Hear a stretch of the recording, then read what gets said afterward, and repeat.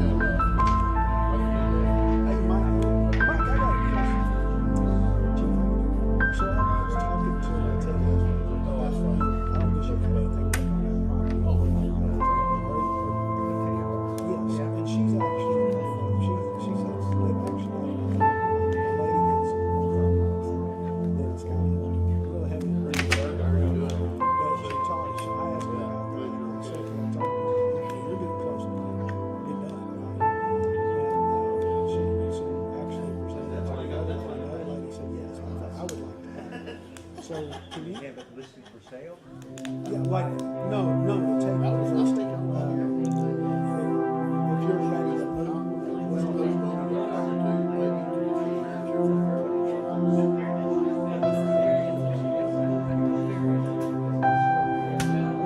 well, I just already did the call. I think it's something like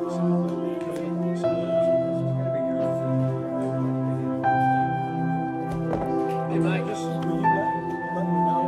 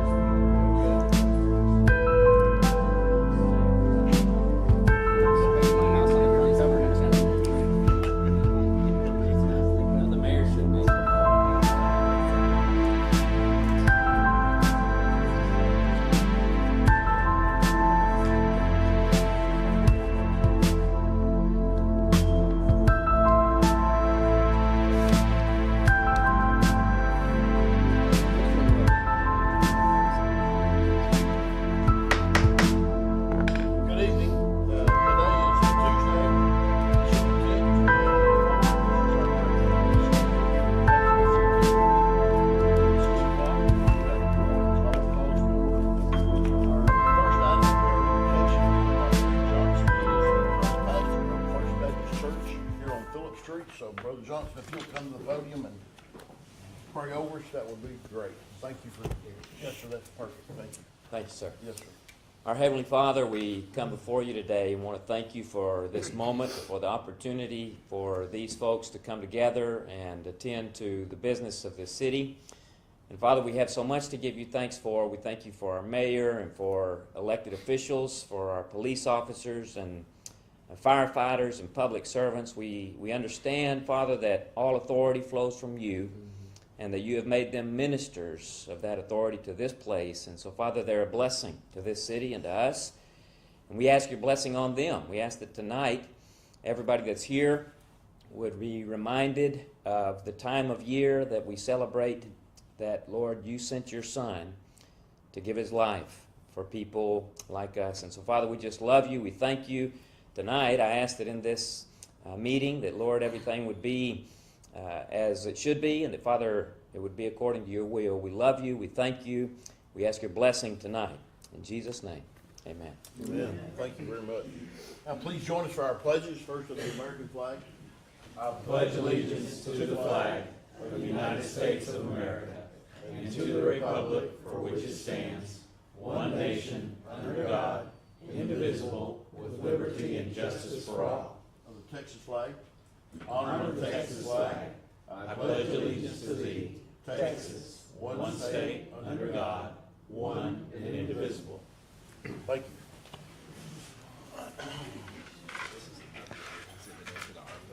Our first item is a couple of special presentations. Our first will be our Business of the Month, presented by JEDCO President Shane Pace. He'll come and Thank you, Mayor and Council. great. Tonight we are presenting the Business of the Month to Country Place Senior Living. So I'm going to ask Kim Nolly and her folks to come on up. So if you weren't aware, Country Place recently opened a new memory care center.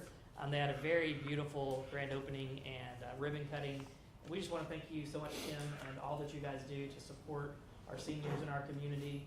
those folks who need that extra care, and just continuing to invest and be a partner in Jacksonville. So thank you so much. Thank you, and thank y'all for all your support. We really appreciate it.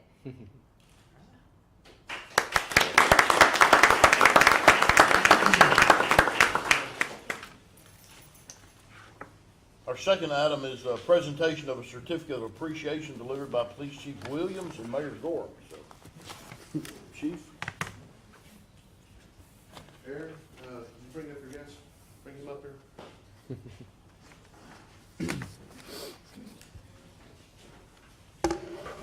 I'll tell a little story about something that happened in October. This is Mr. Donald Fry's, Officer Aaron Trumbull. On October 30th, about 6:30 in the morning in Tyler at Broadway and the Loop, there's a brand new 7-Eleven. At 6:30 in the morning, Officer Trumbull was going to SWAT practice. He stopped there to get some caffeine. Has SWAT uniform on, but not this is like camouflage. He's sitting up there paying for his drink. Somebody comes in off the street, and the fight is on. Cold punched him, sucker punched him right in the face. A very, very violent altercation. For the next 9 minutes, which is an eternity to be fighting, Officer Trumbull and the suspect were on the floor fighting for his life. We are very, very lucky that we're not having a funeral for Officer Trumbull, that he survived it. And in my opinion, the only reason why he survived it is a couple of reasons why.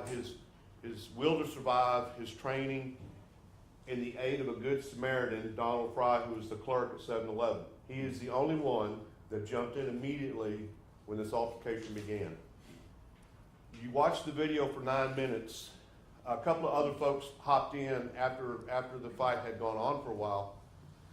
But the bystanders that walk in, get their coffee, step over the fight to pay for their coffee and leave is abhorrent, and it's upsetting. It's upsetting to every one of the ones in the back. I wanted to bring Mr. Fry up here and publicly tell him how much we appreciate everything he did. I believe that Officer Trumbull is alive today because of what you did. He also was assaulted. The suspect in this has been arrested now 13 times for assault on a public servant. 13 times. He's now in Smith County Jail on a $1 million bond, and if you don't go to prison for life, then I'm gonna get political. Anyway, Mr. Fry, the mayor has signed a letter or a certificate of appreciation for everything that you did. This is our challenge coin, and I'm very appreciative of everything that you did, sir. Thank you very much for coming.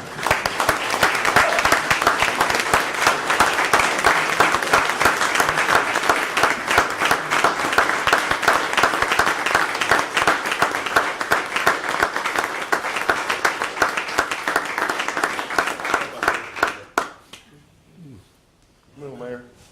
Come on. Yeah. Why did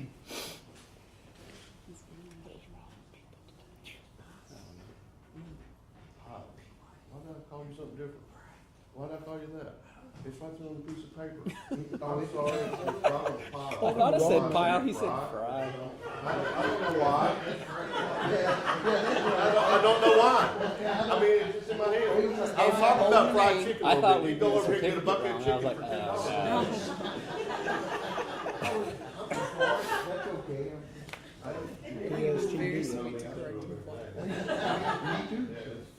Hey, y'all hiring over Well, there? he just went on. Yeah, he did. Good job after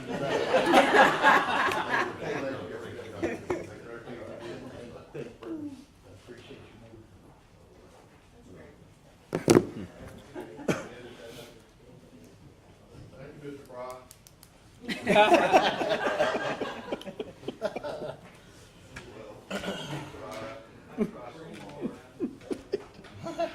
Very good. Thank you. Our next item is citizens' participation.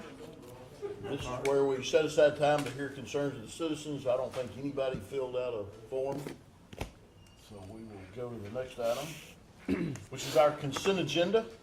Our consent agenda, item number 7, item under consent agenda require little or no deliberations by the council. You can see there the minutes, A, B, C, and D. And I think, Mr. James, you wanted to talked a little bit about one of them on I consent. did. Mayor, City Council, item B relates to an AFPG grant that the fire department plans to apply for. We would like to just amend the resolution for that application to include just other equipment at the end. Sometimes throughout the course of these grants, you'll find out what areas are more competitive than others, and just we want to have maximum purview when we go ahead and write that 95.5 grant application. Okay.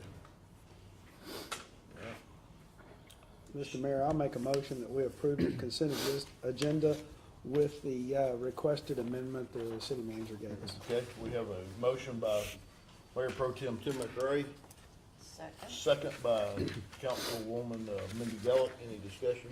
If not, all in favor say aye. Aye. Aye. Any opposed? Hearing none, that motion carries.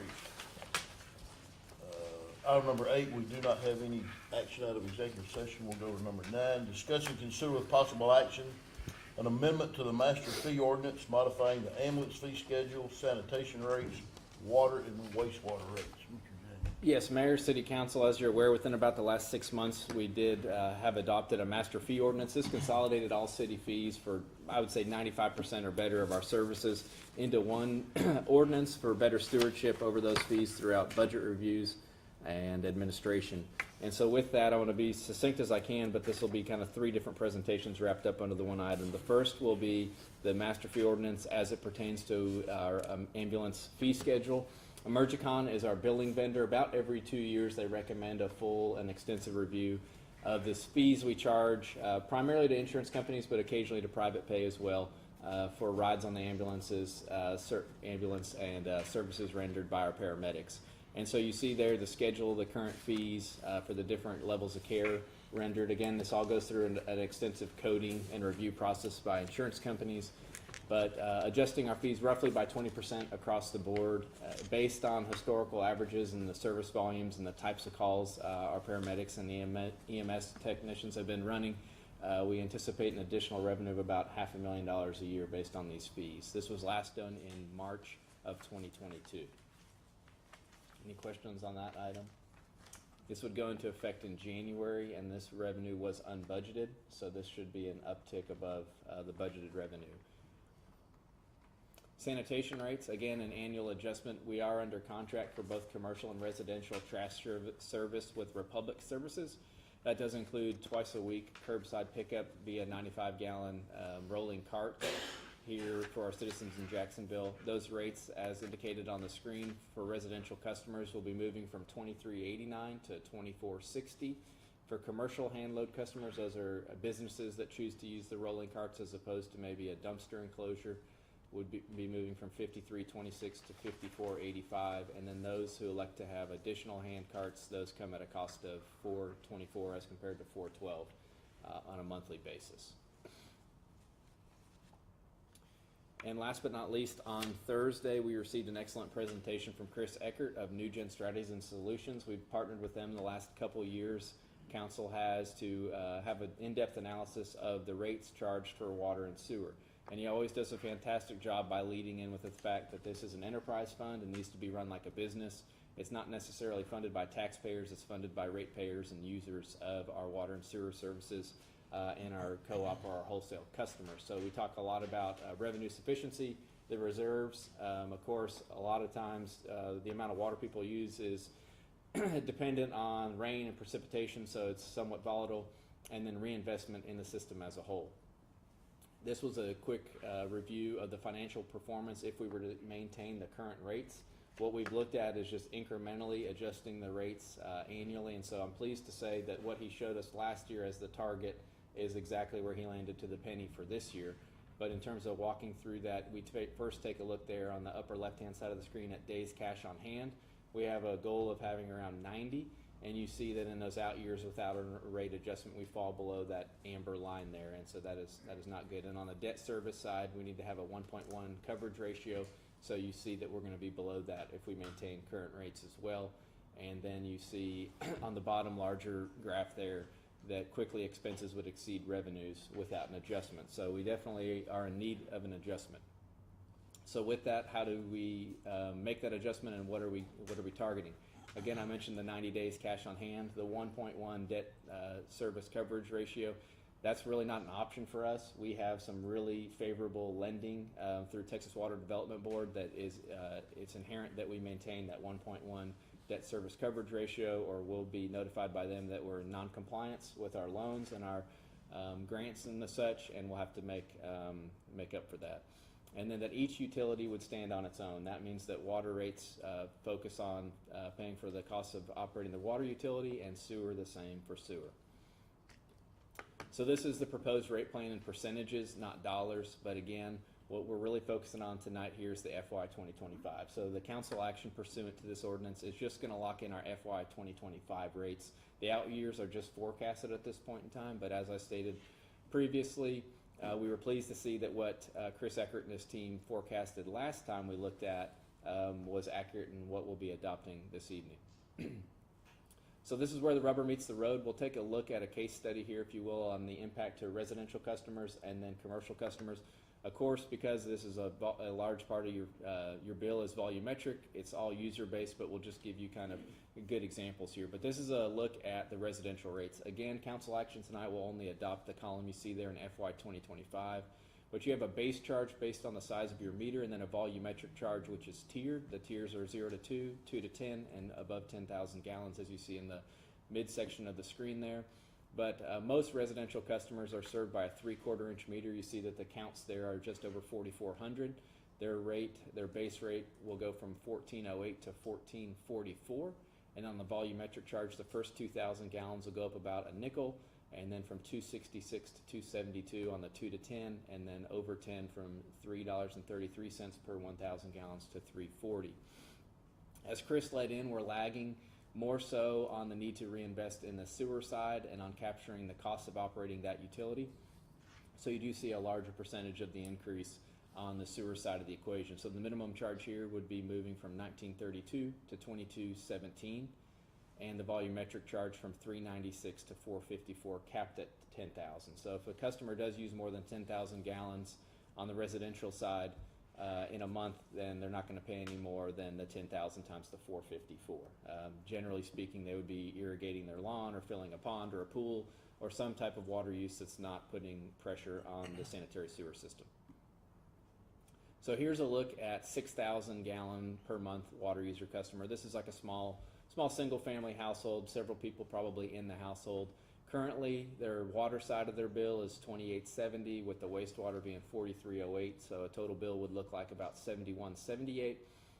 With the recommended increases this evening, that bill would transition from $71.78 to $78.85. So about a $7 increase there. And this is how we stack up against, I would say, regional competitors, peers, other water utilities, whatever you want to call these. Again, Chris is very cautionary in the use of this data. Every city runs things a little differently. There's a lot of different ways of slicing the pie and recouping the cost to operate these systems. But you see there, as we stack up right now, and as he stated, a lot of these cities are also doing this same time of year adjustments. So we're currently, for a 6,000 gallon per month residential customer, for water and sewer combined, the lowest of our peer competitors, and this adjustment would move us toward the middle of that stack. I would suspect at the end of next year we'll probably be toward the bottom of the stack again, because most of these folks are probably making some type of rate adjustments.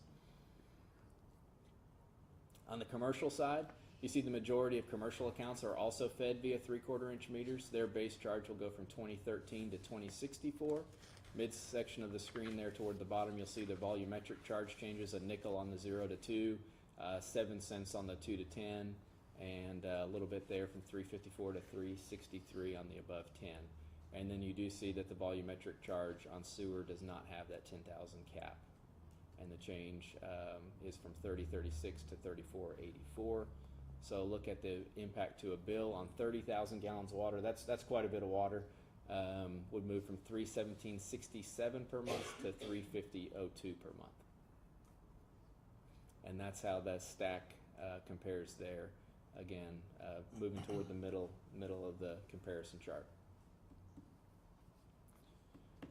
And so finally, with these rate adjustments in place, again, we're forecasting out here multiple years, just locking in the FY25 numbers, but you start to see our reserves, our debt service coverage ratio being met, and then our expenses are starting to equate or just supersede, revenues are starting to equate or just supersede expenses there on that bottom screen. So Chris has done an excellent job. He works very closely with Roxanna and looking at our capital improvement plan and everything, making sure we have adequate funding for these systems.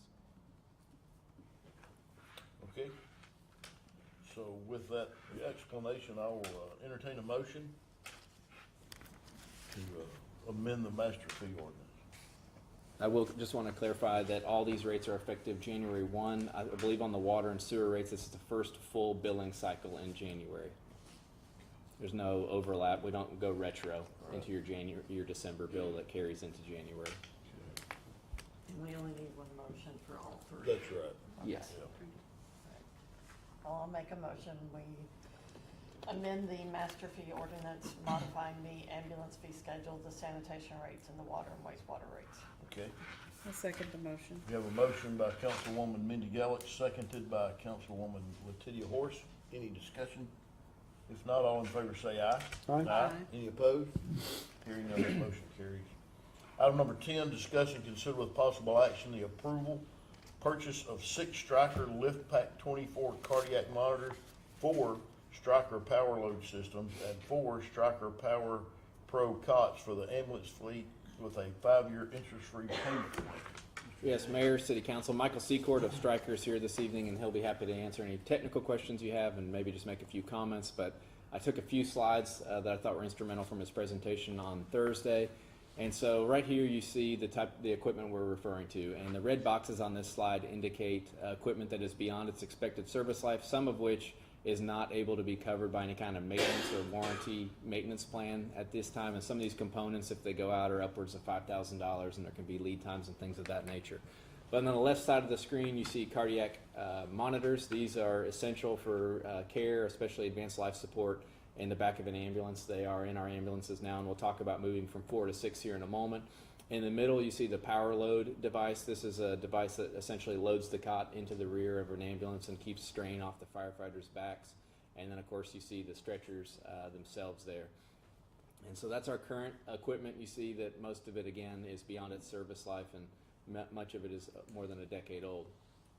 Technology's come a long way, and so in our capital improvement plan for this budget year, which had been approved by City Council, we had $65,000 programmed in to purchase 1 cardiac monitor, and we were just going to kind of do 1 a year, just a bite of the apple every year.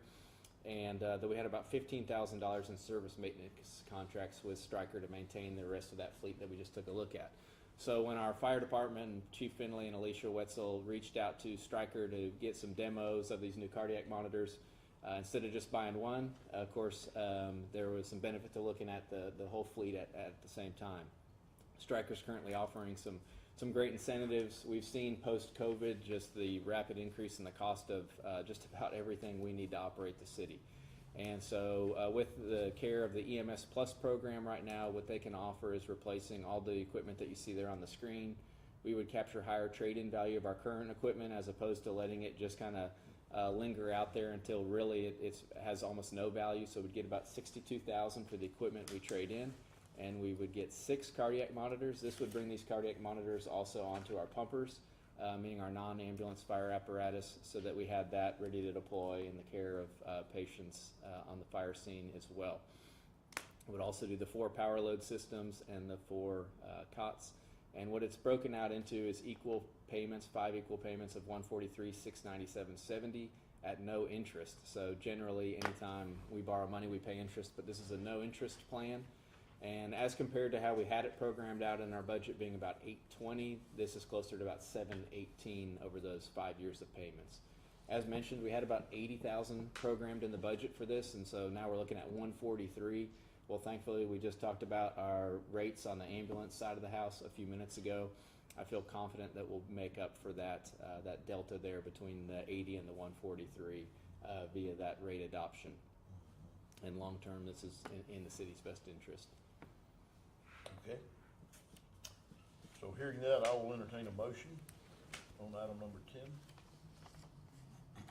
Mayor, I make a motion that we approve the purchase of 6 Stryker Life Pack 24 cardiac monitors and 4 Stryker Power Load systems, 4 Stryker Power Pro cots for the ambulance fleet with a 5-year interest repayment plan. We have a motion by Councilwoman Letitia Horace, second by Councilwoman Mindy Gallup. Any discussion? No discussion? No discussion. All right, all in favor say aye. Aye. Aye. Any opposed? Hearing none, that motion carries. Item number 11 is a resolution for the City Council of the City of Jacksonville, Texas, authorizing a second reallocation of the city's remaining America Rescue Plan Act of 2021, also known as ARPA funds, and providing for repeal, severability, and an effective date. Mayor. Thank you, Mayor, City Council. The American Relief monies that the city received were a direct result of the COVID pandemic. We did receive exactly there, as you see on the screen at the bottom, $3,678,203.79. And it's incumbent upon us to encumber all of that money by the end of this calendar year to secure it, that we might not have to return it to the federal government. And so you've taken prior action on this, 2 different meetings, but this is really our last opportunity to encumber this money.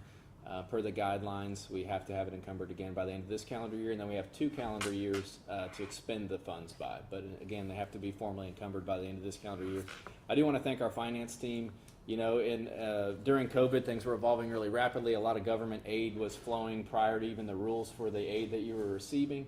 And so literally almost weekly, we were getting emails about this funding, how it could be used, the final rule, and all the different reporting requirements. And so it's been really important to stay on top of this.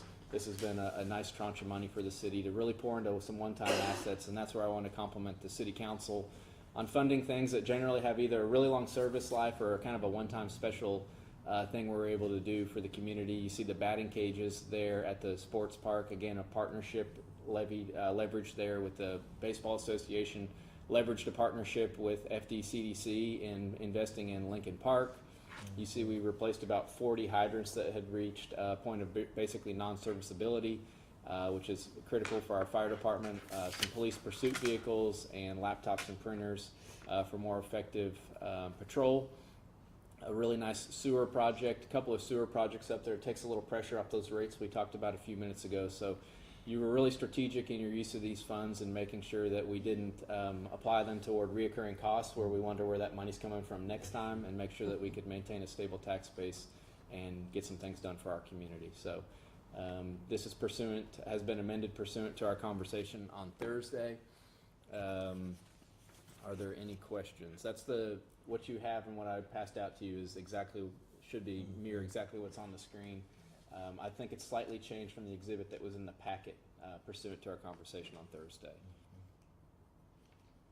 James, refresh my memory on the RV park upgrades. Yes, ma'am. Yeah, the RV park sits there at the end of the Lake Concession Park in Devon. It can be probably more specific, but each of those sites is fed by some type of pedestal with electric service, and it just needed a lot of upgrades to keep it safe for folks to plug in your RV. At the Lake Jacksonville concession. Oh, Yeah. okay. Kind of by where the cabins are.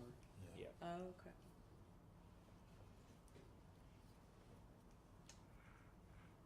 So I'll entertain a motion, and then we can discuss further if we need to.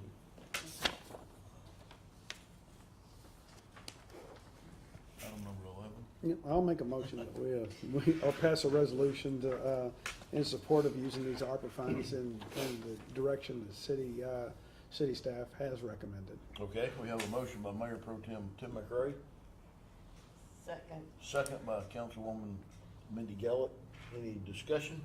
That was a good question, because I didn't know, RV park, we don't have an RV park. Yeah, I was just like, what RV park are we? Yeah, Right. It's at the Lake Yeah, you do, Jacksonville. it stays pretty booked, Yeah, it actually. does. Mhm. Yeah, And at $27,000 no less. yeah. Yeah. But that money's Okay. given us some great opportunity to invest, like James said, in some one-time things to improve our city. And I would say staff has done a great job at Oh, yeah. divesting it and spreading it across the city and just making really great use of it. So Absolutely. kudos to you guys Yes. Thank you. for making sure all of our citizens benefited from it. So, great job. So all in favor say aye. Aye. Aye. Any opposed? Hearing none, that motion carries. Item number 12, discuss and consider with possible action awarding a contract to Oasis Water Playgrounds, Inc. for the installation of a splash pad at Lincoln Park. Yes, Mayor, City Council, I want to start by just mentioning a little bit more on Buy Board, because you're going to see that again on another item this evening. So Buy Board is a purchasing co-op that governmental entities can opt into. We have opted into that with council's favor in the past via resolution. There's a couple different ones, but Buy Board is one of the front runners in that. What they do is they source vendors and agree and negotiate on pricing that then cities can opt into. And generally speaking, allow pursuant to state law, then you can spend over $50,000 without the need to competitively bid, because these have already been competitively negotiated on the city's behalf by Buy Board. So what we're asking for approval tonight is a Buy Board contract with Oasis Water Playgrounds for the installation, an expenditure of $175,000 to install a splash pad, a flow-through splash pad at Lincoln Park. We do anticipate this being complete well prior to the summer season. We would get this kicked off pretty quickly. This is a vendor that Devin vetted out. They have a lot of ongoing projects throughout the state. Here's a picture of one recently done in Kyle on the right-hand side of the screen there that probably closely mirrors what we're looking at in terms of at Lincoln Park. It'll be located, I guess, just east of the existing playground, north of the restrooms, in close proximity to the new wonderful trail that's out there, giving parents a really easy opportunity to benefit from the existing larger pavilion there and watch their kiddos play on both the playground and the splash pad. And when I mentioned flow through, what that means is that the water comes straight from the potable drinking water of the city and then flows. The kids play and it goes down the drain, never to be seen again until it's in a creek somewhere, and then we just pump more fresh water in. So it's not any type of recirculatory system subject to bacteria and things that you may have seen in the news. So that's of benefit to the citizens of Jacksonville. Okay. I'll entertain a motion. Well, I'll make a motion that we award a contract to Oasis Water Playgrounds for the installation of a splash pad at Lincoln Park. We have a motion by Mayor Pro Tem Tidbecker-A, Second. second by Councilwoman Letitia Horace. Any discussion? I got one question. On the picture, it shows some, some covered shelter that comes with it. Yes, turnkey, everything, that was Okay. something they threw in, that was, Okay. Because if I remember correctly, when we put the splash pad out, it didn't come with those, and we had to come back and add those. Sure. Those moms were just sitting there baking under the sun, watching their kids. So I think that's great that those were. Yeah, I think ours comes with two. Yeah. In the picture from Kyle there's three, but Yeah, I that's think fine. ours comes with two. Okay. I will say, I failed to mention, this is part of the larger project to enhance Lincoln Park, funded in part by the Texas Parks and Wildlife grant, matching grant. So probably at either the January or February meeting, there'll be likely a buy board contract or a competitively sourced contract for some fitness equipment and some other enhancements. But this is all part of that grant. So a good chunk of this 175, roughly half, is going to be funded by the state. That's wonderful. Yeah. Okay. We do have a motion and second. All in favor say aye. Aye. Any opposed? Hearing none, that motion carries. Item number 13 is to discuss and consider with possible action awarding a contract for the Hazel Tilton Park stage and fence. Mr. James. Yes, Mayor, City Council, we did review this Thursday. The bids had just been opened Thursday morning, so we hadn't had a lot of time to sink our teeth into them. But a little bit of background, around 18 months or so ago, we came up with this concept to make Hazel Tilton Park with the public safety complex there at 911 South Bolton. We had an opportunity to tear down the former fire station and kind of return this area truly to what it used to be. Dr. Deborah Burkett was instrumental in having this area kind of marked by a state historical marker, which talks a lot about it being the community's gathering place. And so we wanted to return it to that for everybody in the community to gather for events, and also to offer it up for the community to hold events in. We've been really kind of inundated with requests to close down streets and things to host other events, and we're hopeful that this can be a spot with minimal impact to motorists and to businesses, but also to provide just a really park-like setting for public gatherings. So the upper right-hand side of the screen, what you see there is a graphic rendering of kind of initial conceptual thoughts on what this could be. Bottom right, you see a stage as designed by Jennings Architects, of course, with input from the citizens, or from the city, excuse me. There was a bid opening for both a restroom structure and a stage as designed by Jennings back in March of this year. And you see the bids there ranging from $705 being the high to $650. At the time, we were under the impression that the design was going to bid out much closer to 300,000. So those came in more than double what had been estimated, not by staff, I might add. And so we went back to the drawing board. We removed the restroom structure and we slightly shaved down the size of the stage, and we rebid last Thursday, December 5th. But again, the bids just really came in more than we felt comfortable as staff recommended the council to approve for a stage structure, because there you're really just looking at a stage and a wall between the stage and Highway 79. And so with the lowest qualified bidder being Watson Commercial at $400, we felt like that was a lot to ask the council.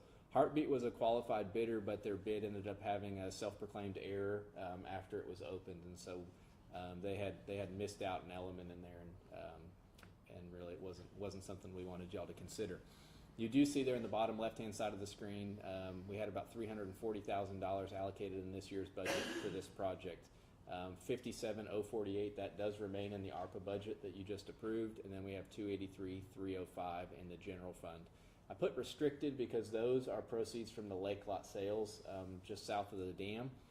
Per state law, we took that property sale to the boaters, and the monies and the proceeds from that are restricted to park improvements and parkland acquisition. So it's general fund dollars, but they're restricted to park improvements. So there is there's a complementing item on tonight's agenda to this. It's number 17. The mayor and I had talked about moving 17 to 14, but I think we're prepared to ask for council action on this. Okay. So I will entertain a motion to reject all of the bids.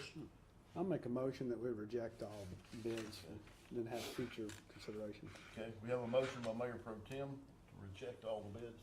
Second. Second by Councilwoman Mindy Gallick. Any discussion? If not, all in favor say aye. Aye. Aye. Aye. Any opposed? Hearing none, that motion carries. Now, we'll move 17 up before 14, Mr. James. It's a discussion, consider the possible action awarding a buy board contract for a stage structure at Hazel Tilton Park. Yep, so this is the second buy-born item this evening, but a lot of different park furniture and accessory companies that have buy-board contracts. One of those is Whirlix, but they represent Polygon being the manufacturer of what you see on the screen there. What we're asking council to consider here is a 40 by 25, what they call their Kokomo open air amphitheater. It's 40 feet wide by 25. Those are the widest dimensions, so there's some unique angles and architecture there. It does also slope from the rear eave height to the tip there to give it kind of more ability to amplify music and for you to see the underside, the decorative wood. So what we would get for that 128, 125 would be the structure itself. I don't believe I know it does not come with that custom signage on the front. It does come with 6 electrical cutouts for electrical outlets, so we can provide ample power for bands and users of the stage. And then it comes with, of course, the structure pre-painted, pre-engineered, and it's a bolt-together structure with the wood that you see on the underside there. There's a lot of different levers you can pull to bring that price up or down. You don't have to have wood underneath or anything, but we try to stay generally consistent with what had been designed on the site-built stage. We feel like for around 300 total, we can come in and get our slab done, decorative masonry like you see around the columns there, probably a little bit larger back wall to kind of stop the view behind where our stage is planned to be positioned, and also just help with the noise and the acoustics in the park for things like concerts and little programs that we like to host there, Flag Day, Memorial Day, and as such. So we'll be working largely to maximize the use of internal resources we have. We have guys excellent at dirt work, demolition, boring, trenching. We can do a lot to carve the cost down from what we saw with the sealed bid process. Okay. So I'll entertain a motion on item 17 to purchase that buy board contract. Make a motion, we award the buy board contract for a stage structure at Hazel Tilton Park. We have a motion by Councilwoman Mindy Gallick, Second? second by Mayor Pro Tem Tim McRae. Any discussion? James, so that 128, 125, does that include installation? No. It does not, no. It's basically freight So to us. that's just the structure? Correct.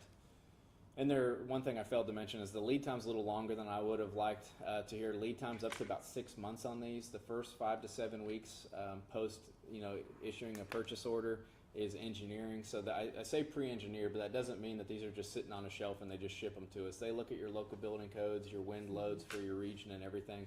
They can even do little custom modifications, width, height, things like that. But generally speaking, we're looking at the 40 by 25 shell to kind of start with some minor tweaks. But once we, the city, essentially approve the engineered drawings and almost issue ourselves a building permit, if you will, then it's 10 to 12 weeks from that time for them to fab it, powder coat it, and ship it to your site. I will say, though, I talked to Polygon this afternoon. Once you have the engineered sealed drawings, you have very specific information, and so you can start on a lot of the groundwork related to the slab, the foundations for the posts, and landscaping, and all those other things to dress up the area. Okay. So the city will be erecting the structure. Right. I did look at another vendor too, like completely apart from Polygon, that had pricing through Sourcewell, which is another purchasing co-op, something very similar, and I think their pricing was $132. Not the exact same, but just to give you an idea, I think by bidding this project twice, by trying site built, and then by looking at different vendors available through different government purchasing contracts, this is kind of the going cost for these things. Yeah. I will say I do like it. Good. I do Can you like go it. back to the previous slide that showed the other one? I can try. I mean, yes, right there. Yeah, I like Bottom the right. other one better. It's just so much aesthetically pleasing.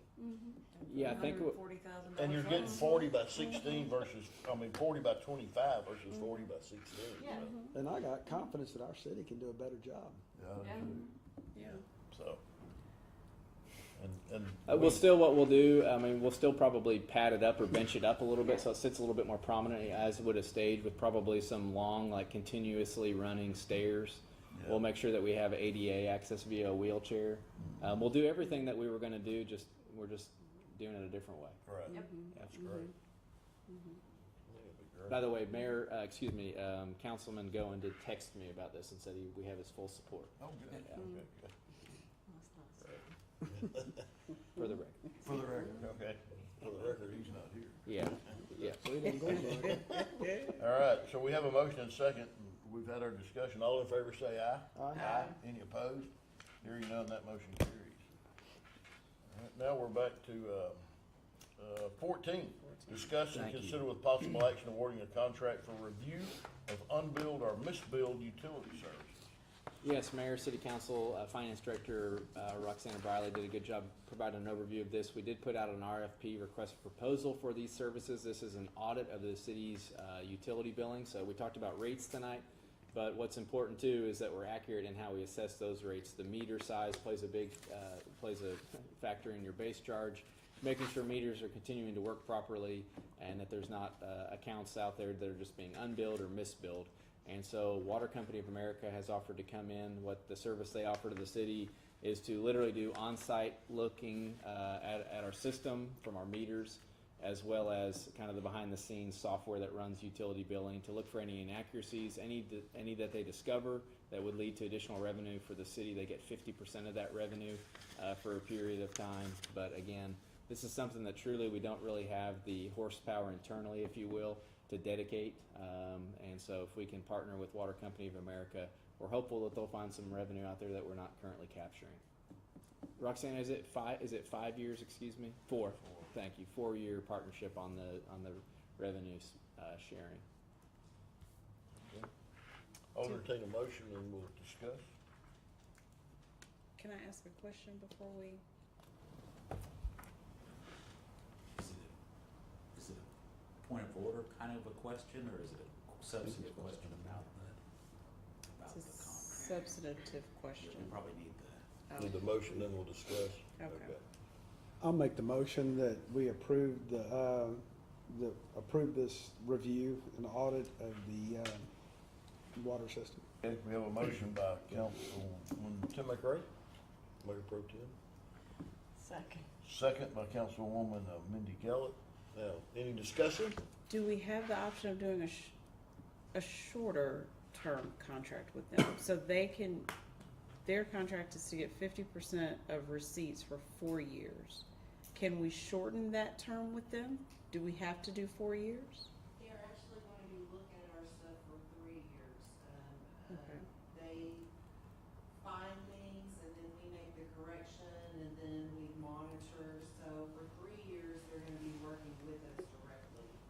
Okay. And then, so there's one more year after that of the revenue sharing. But this is revenue that we wouldn't bill, that we wouldn't have at all, Mm. if they didn't find it. And hopefully I hope we get revenue, but at the same time, I hope they don't find a lot, because I have confidence that our staff is doing a good job. Sure, Sure. sure. But Roxanne, if they looked at a citizen's water bill and it was a 2-inch meter that had been being billed in the past as a 3/4 inch meter, we're not gonna figure out the last 5 years how much they got off the hook and go back and rebill that customer for a prior era. It's just correcting it from this point forward. That's right. Okay. We're not gonna take any kind of retroactive Right. action. It would just be at the point of the mistake, we fix it in the system, and then the bills are correct going forward. Right, okay. Mm. So if they don't find anything, it doesn't cost us anything. They find 50 So grand. they only get paid if they If they do something. find it, yeah. So what kind of missed bills would it be then?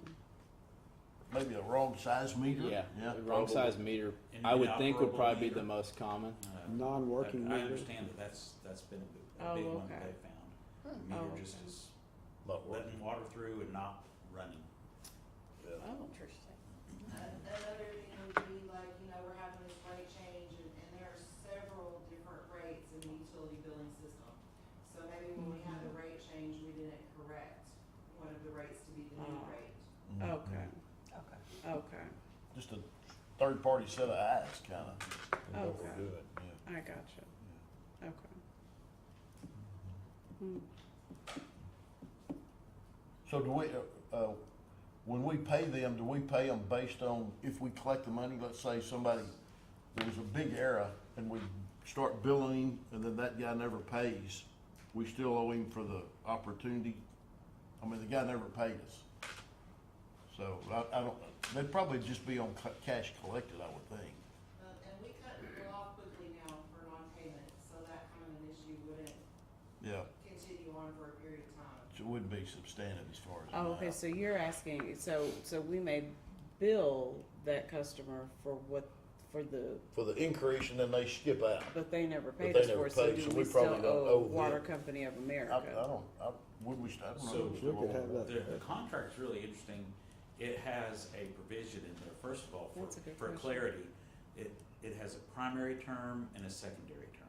Mhm. The primary term is their active involvement for the first 36 months. Mhm. And then the secondary term is their payback period. In the primary term, if they find that Brett Brewer wasn't paying his proper water bill, because I was doing it on a 3/4 inch and I really have a 2-inch or Yeah. whatever it is, if they find that on day one, then the 48 months starts right then. If they find it at 35 months, 35 months and 29 days or whatever, then Yeah. that 48 months of their getting paid starts right then. So it could, the secondary term could last quite a bit, but they Brett, only get paid for 4 Are they years. only paid if we collect it? So there's two ways. One way is they can estimate the full amount and we pay them at that point, but we would get a discount, prepayment kind of a discount for the estimated revenues. The other way is that we could wait and see how it actually pans out, what we actually do collect and pay that way, so. Will they keep up with all of that, or is that gonna be amongst our utility people to keep all that analysis? They'll be sharing our financial system, Okay, so we'll have real-time data back and forth. okay, yeah. Okay. And also their work orders and their amounts have to be agreed upon by us. Yeah. Okay. Yeah, Yeah. that's right. Have nothing to lose and everything to gain, sounds Right. like. Yeah.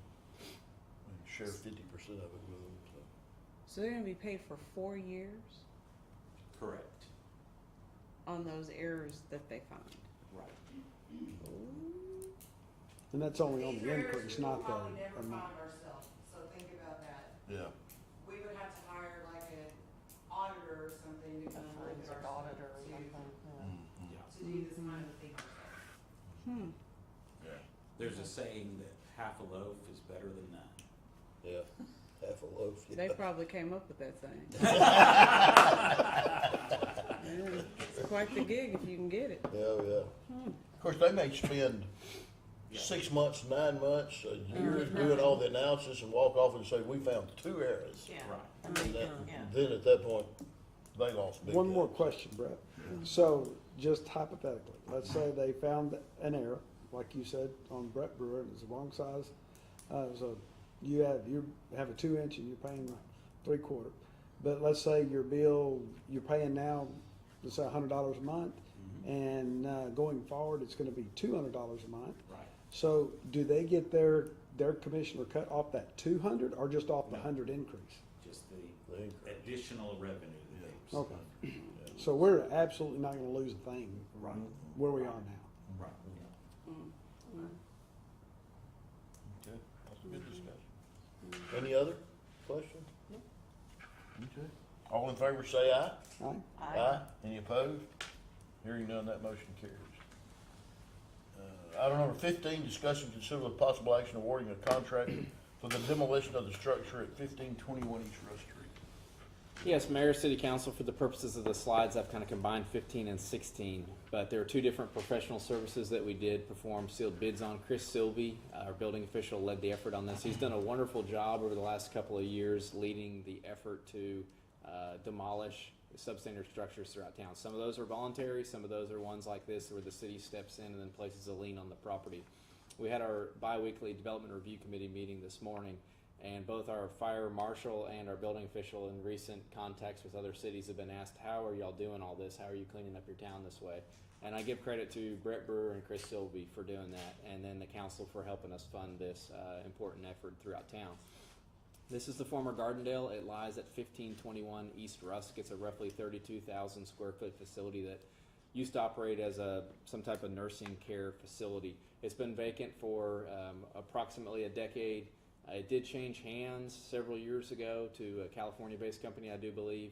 I think they potentially underestimated the need of reinvestment. They did partake and participate in the March 5th, 24 Zoning Board of Adjustment meeting. However, after hearing and seeing the condition of the building pursuant to the documentation prepared by the building official, they did elect to issue demolition orders. These are some pictures just taken last week of its representative condition. Most of the valuable wiring from the facility has been removed. The owner himself has actually been sending crews in there to remove valuable items, whether that be copper or old medical devices and apparatus that may be in the facility. So I think they fully understand that they've kind of walked away from it at this point in time. The sealed bids resulted in, I believe, 7 bidders on the demolition side and 6 bidders on the abatement side. The effort was supported by ERI out of Tyler. DEAA was the lowest bidder on the demolition side. They just are in the process of finalizing the latest round of 10 demolitions from the October 1st Zoning Board of Adjustment meeting. We have a lot of experience with them. They also did the former facility there on Bonner Street. I think it was Bonner Place at one point in time. Recently, in partnership with the city and JEDCO, they've done a lot of work in town. I believe they'll be tearing down the former Encore location there on East Rusk in the first quarter of 2025 as well. So really great price it looks like. I love to see 7 bids. That's really nice. And then on the abatement side, Air Quality Associates, we have a lot of familiarity with them as well. They have an arm based out of Tyler. They work closely with ERI. I know they did the abatement at the former Encore building. They probably did it at the former clinic there on Bonner Street as well. But as you tally up all the costs associated with this potential demolition, you're looking at just over $200,000 with a little bit of contingency there for the provision of water and power throughout the course of the demolition. I might add that the demolition costs shown on the screen are only for the structure itself, not the removal of the slab. Removing the slab, which really doesn't have any kind of negative input to the public in terms of public safety, was deemed to be not recommended by staff. It more than doubled most of those costs. I think one of the costs was up in the $700,000 figure. When you're getting rid of that type of material, it's usually by the ton, and it's going to be heavy. So that'll be for the next property owner to figure out. And there may be some value in the slab too, or portions thereof. Okay. We have demo funds, and I want to give thanks to Jedco. Around 100,000 of that 213 you see on the slide there came proactively from Jedco. I was giving their board an update just on things we're trying to accomplish at the city. They saw some of these larger structures and said, "Man, if we can do more, can you guys tackle it?" And we said we can do it. So if we were to fund this evening, we'd have about 10 remaining there, and then you did fund another 50 in ARPA this evening with that action, so that'll give us another 50 to do some more condemnation or demolition order demolitions prior to fiscal year 26. Okay. So we'll take these one at a time. So we'll, on item 15, I will entertain a motion awarding the contract to the demo only. Mayor, I'll make a motion that we award a demolition contract to DEAA for the former Gardendale Nursing Facility. Have a motion by Mayor Pro Tem Tim McRae, Second. second by Councilwoman Letitia Horse. Any discussion? If not, all in favor say aye. Aye. Any opposed? Hearing none, that motion carries. Oh, I did an aye too. Couldn't you? Item number 16 is to discuss and consider with possible action awarding a contract for the asbestos abatement project regarding the structure at 1520 East Rush Street. We've already heard the explanation by our city manager, so I will entertain a motion for that.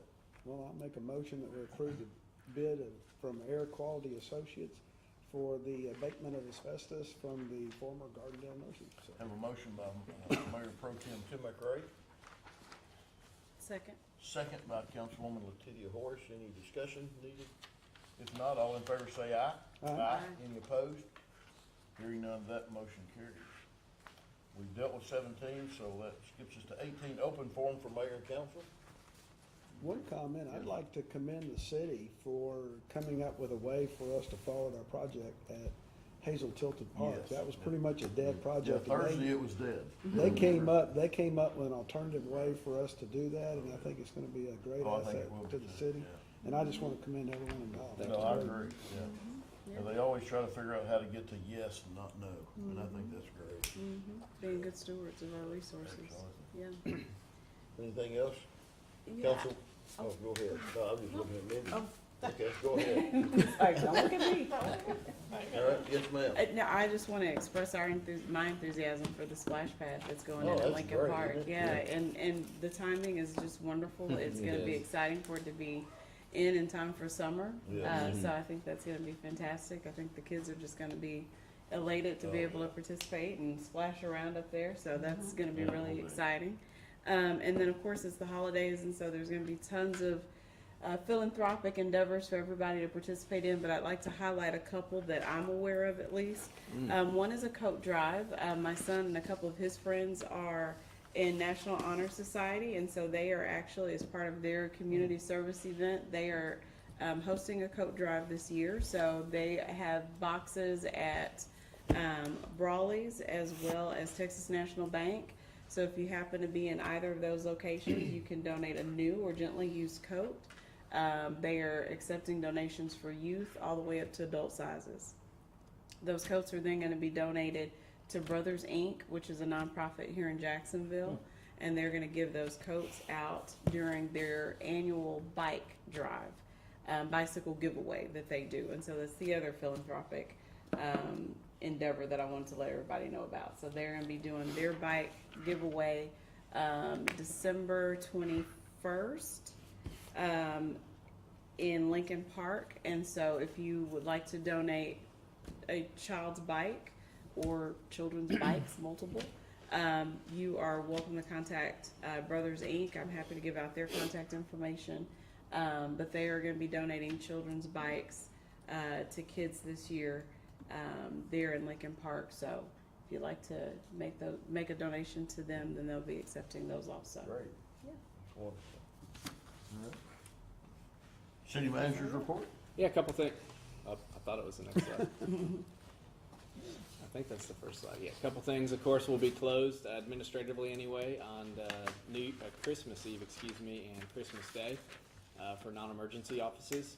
I want to call your attention to the Downtown Hometown Christmas program that's being put on by JCAA. The city's supporting with delivering some picnic tables and things. I know Jayco's been instrumental in some of the Christmas lights and bolstering these efforts, as well as the road closure. But that'll be an extended road closure on Saturday, December 21st, really all day, starting early in the morning and extending through the late evening hours, with the event extending from 5 to 9 p.m. So anyway, happy to bring that downtown for the city, thanks to Jacksonville Community Arts Alliance.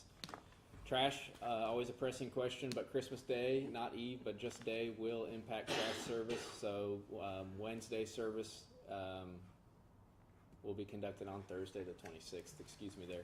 A lot of times on the trash routes for the holidays, the volumes are up, so they have to make multiple trips or more trips back to the landfill.